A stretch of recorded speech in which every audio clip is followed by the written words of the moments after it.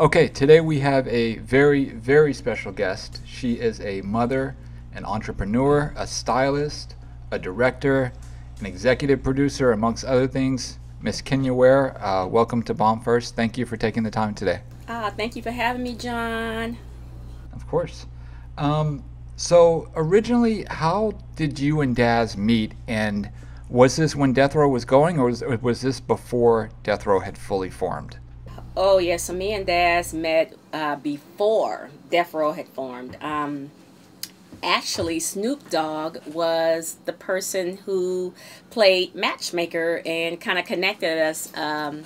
It was probably after Snoop uh, or before the 187 song, if everybody remembers the 187 off the soundtrack. And I met Snoop through Easy E's ex, Tracy Jernigan. And Snoop wanted to play matchmaker because he said he was going to connect me with his cousin. I'd like him. He was a good looking guy. But Daz was not living in California at the time. He was still in Oklahoma, where he had been since the age of, I think, 11 or 12.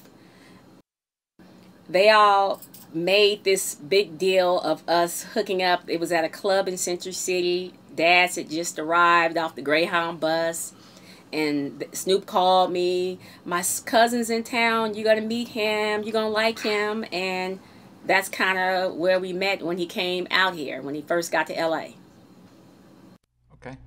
And is it true that when you kind of started to date Daz, that you were responsible for kind of helping mold his image and his style as far as clothing and stuff goes?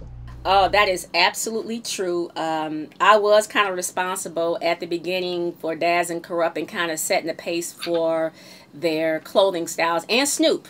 And that's kind of when I introduced the boys to product placement. You see Snoop in the hockey jerseys. You see Daz and them in the Carl Kanai and the cross colors.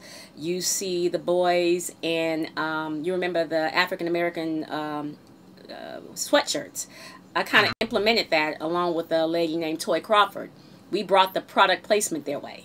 So I had to get Daz, I wanted to get him, I needed to create this image for him. And it kind of, Snoop, it kind of rubbed on Snoop a little bit too. So, yeah. Okay. And Reggie always talks about Daz's wife having a relationship with Suge later on. Just to be perfectly clear, you are not the wife Maria that Reggie speaks about, correct? Hell no. Absolutely not. Okay. Maria Just was, wanted to get that clear. yeah, Maria was a side chick. She met Daz at a concert somewhere and chased him down, drove through like 5 or 6 states trying to get here to, I guess get his attention. But he had a woman and a girl at home in the big house in Silver Lake on top of the hill.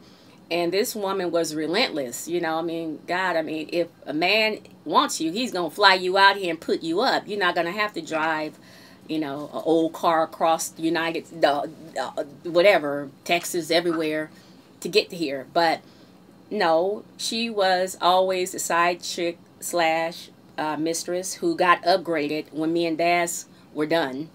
And, it never kind of worked out for her. And, one thing about women, they don't understand that, how you get them is how you lose them.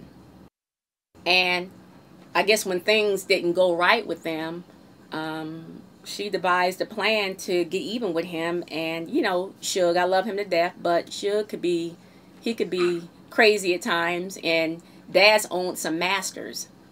Or it was Suge's, it was somebody's masters that Daz was in possession of, and Maria had them at her house. They came up with a plan where Snoop and, not Snoop, excuse me, erase Snoop, Suge and Reggie were going to go over to the house where Maria was to get the masters, and Suge had relations with her. And that's scandalous, number one. I would never do Daz like that. Even if I like him, I would never do anything like that.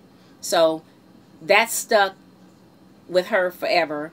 But people always put it on me because I was the one that people were more familiar with that was with Daz. It was all about Kenya, Kenya, Kenya.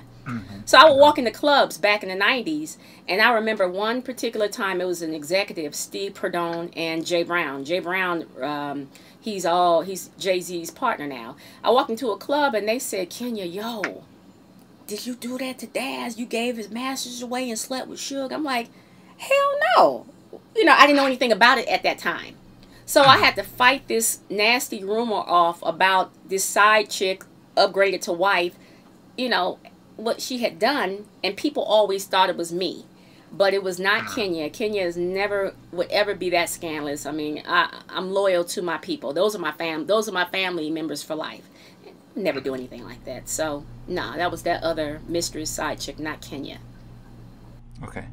Did you ever have a relationship or speak to Maria at all, or no, not so much? So Maria, after things sizzled with her and Daz, she would contact me, and I thought the girl was decent at some point, but it was always some motive behind it.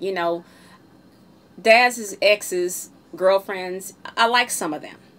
But, when there's an ulterior motive, no, I don't want anything to do with you. I mean, all of them come to me because I'm the first, I'm the beginning, I'm the queen bee, always will be. Forever.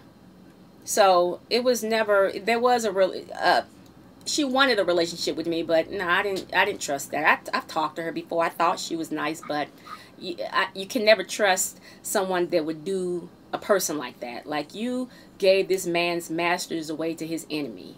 Who could trust you? Nah,